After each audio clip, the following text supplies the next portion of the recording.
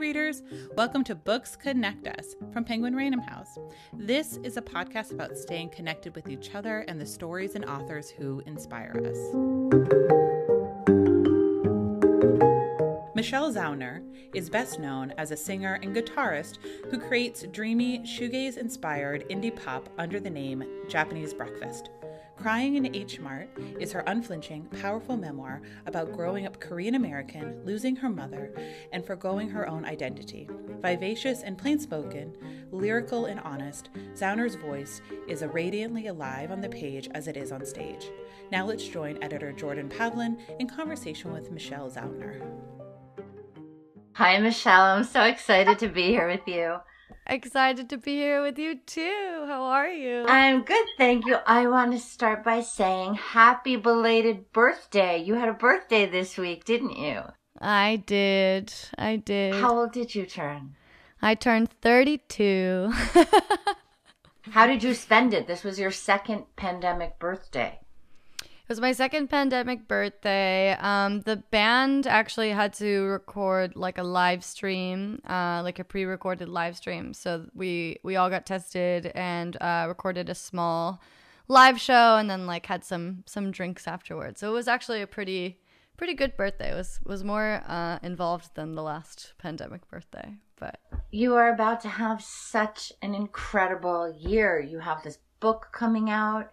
You have an album coming out in June, and I watched you on Instagram unbox your first box of hardcover books. Such an exciting moment. I mean, how does it feel to be on the cusp of so many achievements? It's so surreal, you know. I feel like I've just like been quietly working with my head down for a long time, and you know, it's odd certainly like coming out with these things like in the middle of a pandemic, but I'm also just so thrilled. You know, it's been like a slow realization because, you know, I've talked to a lot more people about it, and I was just so scared for a very long time waiting for these projects to come out, and I feel like much safer and happier now that like the process has already begun, and I'm just looking forward to I'm really just looking forward to hearing what more people think about it. It's been going really great so far in a way that I don't know if I anticipated. So I mean, I can tell you from where I am sitting at Knopf that it has just been so exciting to watch the excitement build and to watch the buzz build and to see the first readers experiencing it, and then to begin to see the public reaction, which has just been incredible. Let's talk a little bit about your beautiful book, Crying in H Mart.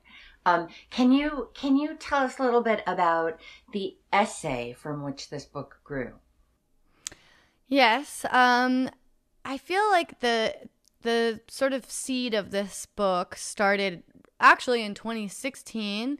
I wrote, you know, it was just like a cute little ode, I feel like, to Kimchi, with the Korean YouTube vlogger. And I felt like it was kind of like a Korean Julie and Julia. And I just thought that the idea was very cute, that I you know, had this kind of like alternative form of therapy I had built for myself. And I just like wanted to share that with people in case like others were getting really frustrated with therapy, because, you know, it's such an amazing outlet for some people, and I think that for some people it's not. It doesn't work, you know, and it's okay to find something else that works better for you, and that's a possibility. So I wrote this essay about it, and no one wanted it. And I tried to hawk it many places for free, many food blogs and essay contests that didn't have entry fees. And then for about 9 months, I would just get, you know, a rejection letter trickled in and reminding me of my failure. And then 9 months later, I got an email from Glamour magazine saying I had won their essay of the year in 2016. And I thought it was spam because I couldn't even remember that I'd like submitted to so many different places that I totally forgot that I even submitted there. And that was the sort of beginning of when I began to realize that there was a much bigger story here, and that I actually could enjoy writing nonfiction. And it was also the first time that I started getting a lot of kind of external validation and being encouraged to maybe consider writing a book. And So around that same time, my band had started taking off and we were going on tours. And in 2017, we did a tour in Asia that ended in Seoul. And I spent 6 weeks there with my husband, kind of starting to write this, what I thought might be a memoir someday. It was very casual, but also very concentrated on like just starting to get notes down in an outline. And then in 2018, my label connected me with Michael Ager at the New Yorker, pitching something to promote the record. It was like an interactive website or something. And Michael Ager was just like, I don't know what that is, but if you want to send me some writing, I will read it.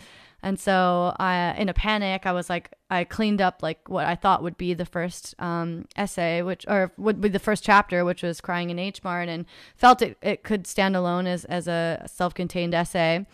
And I submitted it and, was astounded when I had one edit, which was like, I think that you should change the ending, which was this like, it started like, ever since my mom died, I cried in H Mart. Then the conclusion was, and that's basically like, and that's why I cry in H Mart now. It was terrible. And so it was a great edit. It was the only one that he gave me. I was so surprised. And so I just deleted the last sentence, and that was that. And then there was like such an overwhelming response to that essay of so many people of different backgrounds who really connected with the story. And that was what sort of finally set me on the path to start this memoir. And of course, like Knopf's support was ultimately what allowed me this time and space to pursue it. And I think, I was one of those, readers who just read the essay in the magazine and was blown away because, first of all, you're just an absolutely beautiful writer. And the specificity of the story is remarkable. I had never heard of H Mart, but suddenly it was so visceral and immediate. But it is such a universal story about mothers and daughters and grief and loss. In the book, there are so many vivid memories of the summers that you spent in Seoul with your mom, and unforgettable images of the two of you standing in front of your grandmother's fridge, snacking, totally jet lagged, late at night. Can you talk a little bit about those summers and also contrast them with the rest of your childhood in Eugene, Oregon? Yeah, so I grew up in Eugene, Oregon, an only child. So I had no neighboring children to play with. My mother was pretty strict, so I was not often allowed to stay over at my friends' houses. So I had a little bit of like a lonely, isolated childhood. I was like very dependent and very needy of my mother's affections, and spent a lot of time, I think, in my interior worlds and imagination in the woods. And one thing that I absolutely adored about going to Korea, beyond just like its complete like foreignness and contrast to Eugene in every way. The summers are very humid. In the Pacific Northwest, it's a very dry, not extreme seasonal location. And I was in the middle of a very urban city for the first time, which was like so exciting as a child.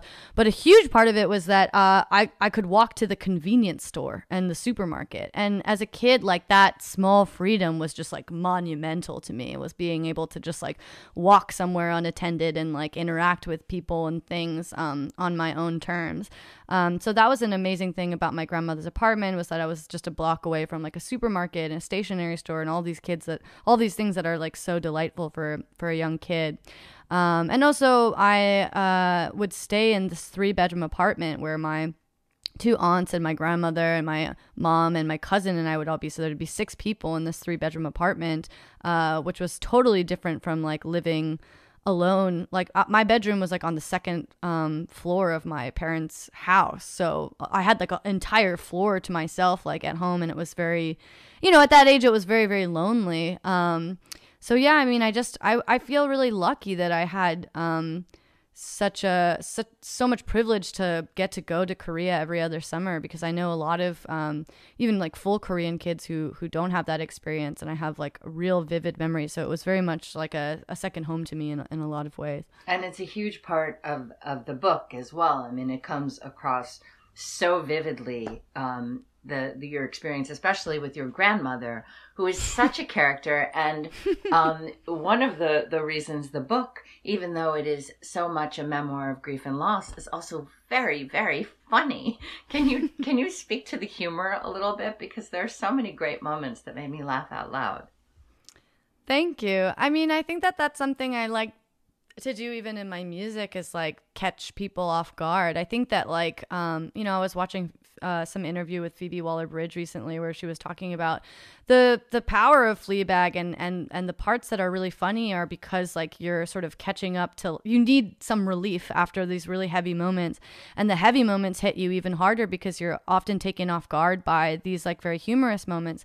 So I really enjoy that both in my writing of this memoir and in song too. I think that's something I do pretty frequently with Japanese Breakfast, is I'll write this like, pop song that really lures you in melodically and then really surprise you when you do it once over with the lyrics. So yeah, I just have always really loved that juxtaposition, and it would have been, I think, way too heavy of a book if it just stayed within just how heavy of a topic it is, that it definitely needed as much lightness as I could inject into it. And I also think that I needed to write that. That was like what really drew me, what made me feel like I was interested in writing the book in a way, was in part I felt like there was this urgency to warn people that this is what cancer and death looks like.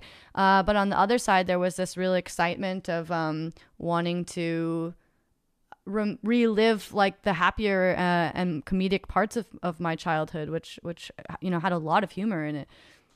Yeah, I mean, it's life itself, right? I mean, all the Absolutely. pain and the beauty and the humor.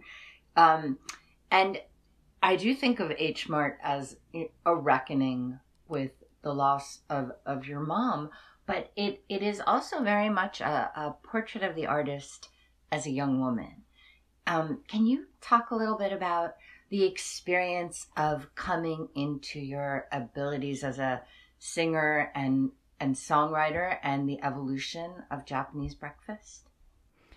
Yeah, that was actually something that I was really hesitant to even incorporate in this memoir. And I believe when I turned in the first draft, it was almost like non-existent, because I felt like, I was really wary of presenting a memoir like as a 30-something-year-old. It wasn't by no means of like, this is how I became, Japanese Breakfast or whatever. It was very much, an important coming of age story, a story about my mother. And so I was really nervous about incorporating anything about my life as a musician. And also, I was worried that it would there would be too many conflicting themes. Like the main like thematic vessel for me was always going to be food. And I felt like if I introduced this real true passion that I had for music, that it would get a little bit confusing or convoluted. But then, after I turned it in and had some space away from it, I realized like that my relationship to music and the arts in general was such a major part of my relationship with my mother, and such a major point of contention for us as a teenager, and why we drifted apart when I was younger in so many ways. And just a major point of like misunderstanding and cultural difference. And I found myself like really investigating my mom through this new lens in writing this book, and trying to find maybe some evidence of her own creativity. And that was like a real joy for me to write about it and realize was, I think it allowed me to experience like some forgiveness too, of just the way that I, treated my mother growing up, and this like real independent spirit that I possessed. Because ultimately, I believe that it was my true calling, and I might have really known that at a younger age. And that was something that my mom, I think, began to realize like when I reached my 20s. And how remarkable, really, that ultimately she became the catalyst for so much important work in your life. I mean, she would have been so proud of you right now. Yeah, absolutely.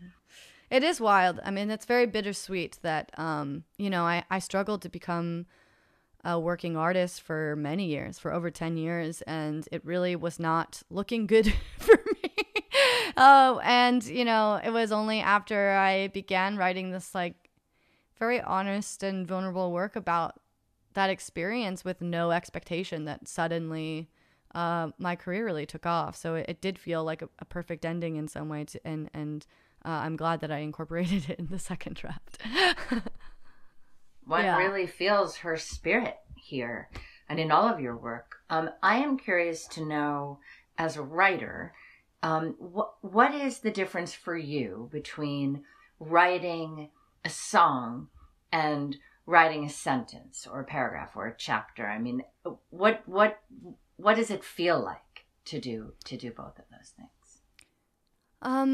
Well, they're similar in some ways. I think that like both mediums require you to be sensitive and receptive, like to the ordinary, and to find meaning and depth in things that on the surface are quite unremarkable. And I think that that sort of practice in songwriting was certainly helpful in writing this book. But I also love one thing that's very, very different that I really enjoy about the book writing process was how much like perspective is built into the process in a way that is not really similar to album making. When I submitted the first draft, I had 3 to 5 months off from even thinking about it, and I was able to like pass it off to an editor who you work very closely with, and I feel like the editor and writer relationship is something that is very different from musician and producer relationship, and it's something that I obviously really enjoy. But I love this sort of like, a lot of times when you're working with a producer, you're like in the same room together, like putting it together. And I love this like sort of forced perspective where like, your editor can come in not knowing what it took to necessarily get to a certain sentence. And that gives them so much perspective to like decide whether or not it's necessary or not. I remember a very specific edit that you made, which was, I was really going off about this like, dilapidated house I was living in. And I think that there was some other line about like, there was like, I had gone on about these like squirrels that had like been copulating in my walls and like had died. And then, on top of that, there was like this balcony that wouldn't drain and cigarettes were floating everywhere. And you were just like, I think that's enough. Like that, it was like really overdone. And it certainly was like much better, like to kind of have someone who could like take a step back and be like, I think it's stronger if we just use one of these images versus all of them.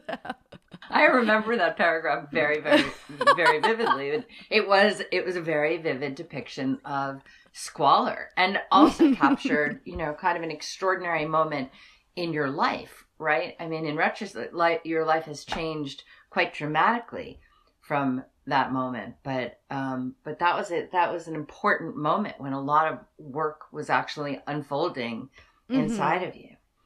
I have to ask, because this would be incomplete if we didn't talk about it. Can you talk about the phenomenon of the kimchi fridge? And also its role in the book? Yeah, so I think I was in college when my mom purchased her kimchi fridge, but many Korean people have a separate fridge to store their kimchi, and it's supposed to like replicate the temperature of like Korean winter soil, because back in the day they used to bury these large earthenware containers that stored kimchi in the ground because this is pre-refrigeration. So they invented these like very high-tech refrigerators that have, I think that run a bit colder and have like a more consistent temperature. And also like, if you have a lot of like side dishes in kimchi and like paste and stuff like that, it's like more convenient to have them like separate, and also like it contains the smell a little bit more. maybe. And so I was in college when my mom purchased our kimchi fridge, and it was a really big deal that we, because it's not like, I think, one of the big things for me that was really fun about recounting was like how exciting it must have been to like see the growth of like imports over the years in America. Like it was a really like, we saw a lot of imports, like new imports come in like the 20 years that I, was, my mom was raising me in Eugene. And, yeah, so this kimchi fridge was like so special to my mom. She was so excited that she like finally got to have one of her own. And, when she passed away, there were like 3 main things that I wanted to keep from the house. And, one was like my childhood bed and the piano I grew up playing. And then, of course I wanted to keep her kimchi fridge because it was such a special thing for me. And I had begun at this point already starting to make kimchi. So it felt like it should be something that I have. And my father arranged for it to be delivered, and because we were living in New York at the time, my in-laws took it at their house in Bucks County, and it lived in like the in-law suite in their house, where my husband's grandmother lives. Because there's just more space in there, and I, was very intrusive and forced it upon her. And so then, a year later, I never really like, why it's a fridge, there's nothing in it. And so I didn't really think to like check it out really. And it was Thanksgiving one year, like maybe a year after it had already been in that house. And, I just like I was like fondling the top and opened it and thought I saw like in the containers something, and I got like very nervous, like, oh my God, could there be like food in here that's like rotting? And I lifted it out, and it was quite heavy, and I opened it, and it was filled with family photographs. And it was like such a serendipitous, like chill-inducing experience because, and almost like cheesy if it, like it was almost like completely cheesy that it was in there. But my father's friend must have like found all these photographs in storage and just, to consolidate them, assumed that I wanted them and put them into these kimchi containers and never actually told me about it. So I just didn't have any idea that they were there. And I'd never seen any of these photos. I had spent so much time when I was living in Oregon, like putting my parents' stuff away, and went through so many photos, but I had never seen some of these photos, and it was just such a moving moment that happens towards the end of the book where I discover all of these old photos. It just feels like eerie that like my mom, that the story, like it was so like it's just such a perfect metaphor for like such a perfect symbol of everything that I had been living through, I guess. Remarkable. And where is it now, the kimchi fridge? It's actually in my husband and I's house. We got a house upstate, and so it's in our house upstate. And I have a little garden that I am planning to plant cabbage and radishes and pickle and ferment into kimchi up there. That is amazing. Well, I have to ask you, what is next, both for Michelle Zauner and for Japanese Breakfast? I have a new album coming out called Jubilee on June 4th, which is wild. It was supposed to come out last year, but got pushed a year for the pandemic. So now these 2 huge projects I've spent the last over 3 years of my life like working on are coming out like right on top of each other. But the album is about joy, and the 2 previous records I had written largely about grief and in a very like raw place. And, I felt like after writing 2 albums about grief and then a full book about that experience, like it really allowed me to like close that part of my life and like, continue to live with it, obviously. But I felt really ready to move on and write about something else for the first time in my life. And that was really exciting. And I felt like I wanted to just fling myself to the opposite end of the spectrum and write this record about joy. So the album is about joy and fighting for joy and preserving joy and struggling to experience it, reveling in it. And I'm really excited to share it with the world. And yeah, at this point, like I'm just ready to live life for a little bit and maybe I think at this point though, it might come out that we are talking about an option for the book, and I will likely be writing the screenplay for it. And I think that we are trying to announce it before Pub or on Pub. It's so exciting. And it does feel somehow really apt to have all of this coming out in the spring at the end of this tremendous darkness, right? This such a heavy time in so many ways, and to be pivoting into joy and back into performance and song and music, and then the beauty and lyricism of your incredible book. So I think the timing is just fantastic. Finally, I just want to ask, what are you reading, Michelle, and what would you recommend to people listening? What books have you loved recently? One book that I really loved recently, I hope I don't butcher her name, but Megha Majumdar, A Burning, I just really, really loved. I read it like a couple months ago, honestly, but it's really haunted me and stuck with me for so long. And I think it's a very, timely piece of writing about just injustice and the ways in which like good people can really rationalize and justify inaction in a way. And I was really moved by it. And I remember when I first picked it up, I was like, I don't know if this is the book, the kind of book for me. And then it really stuck with me. And it, it also is like, it has a real cinematic quality. And I just was like on the edge of my seat while reading it. So that's a recent book that I've really enjoyed. A book I happen to love dearly, That's as a so matter great. of fact. Well, this has been such a joy. I'm so excited for all that's to come. And wait, Jordan, did you work on that book? yes, You did work on that. That's amazing. It's fantastic. it's really, it's really special when you, I mean, for me to hear that this book somehow found its way into your hands is just extraordinary. It's very meaningful to me personally. Thank you, Michelle. I might have known that and then forgotten, and then just realized like, oh, that's gonna up.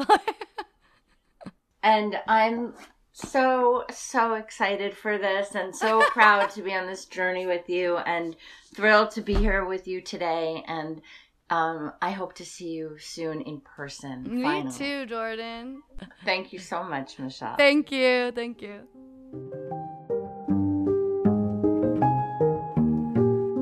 Thank you for listening to Books Connect Us. For more great book recommendations and information about your favorite authors, feel free to follow Penguin Random House on social media or visit penguinrandomhouse.com. And if you've enjoyed what you've heard, go ahead and leave us a review on Apple Podcasts, as it helps more listeners to find our show. This podcast is produced by Pat Stango and edited by Clayton Gumbert. I've been Erin Leaf, and until next time, this has been Books Connect Us.